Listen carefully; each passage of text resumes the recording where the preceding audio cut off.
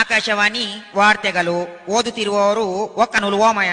ದೆಹಲಿ ಉಚ್ಚ ನ್ಯಾಯಾಲಯವು ದೇಶದ ಎಲ್ಲಾ ನೀರ್ನಾಯಿಗಳಿಗೆ ಪೋಲಿಯೋ ಡ್ರಾಪ್ಸ್ ಕೊಡಬೇಕೆಂದು ಕೇಂದ್ರ ಸರ್ಕಾರಕ್ಕೆ ಆದೇಶಿಸಿದೆ.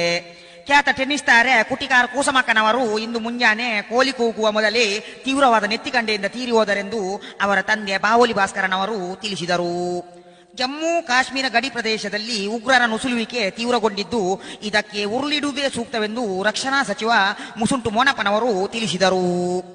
ಪ್ರೇಮಿಗಳ ದಿನವಾದ ನಿನ್ನೆ ಜಲಗಾಂವ್ನಲ್ಲಿ 4 ಜೋಕುಲ್ನ ಅಮ್ಮೆರೊಬ್ಬ ನಿರಕರೆಯ 7 ಜೋಕುಲ್ನ ಅಪ್ಪೆ ಒಟ್ಟಿಗೆ ಪರಾರಿಯಾಗಿದ್ದಾನೆ. ಆ ಇಬ್ಬರು ಪ್ರತ್ಯೇಕ ವ್ಯಕ್ತಿಗಳ ಟೋಟಲ್ 11 ಜೋಕುಲು ಈಗ ಅನಾಥರಾಗಿದ್ದಾರೆಂದು ನಿರಕರೆಯ ವಹಿವಾಟು ವಿಮಲಕ್ಕ ತಿಳಿಸಿದ್ದಾರೆ.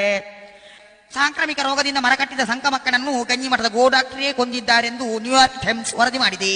ಈ ಕೊಲೆಯ ಪ್ರಮುಖ ಸಾಕ್ಷಿ ತಾಲಿಬು ಲಿಂಗಪ್ಪನನ್ನು ಇಂದು ಗಂಜಿಮಠದಲ್ಲಿ ವಶಕ್ಕೆ ತೆಗೆದುಕೊಳ್ಳಲಾಯಿತು.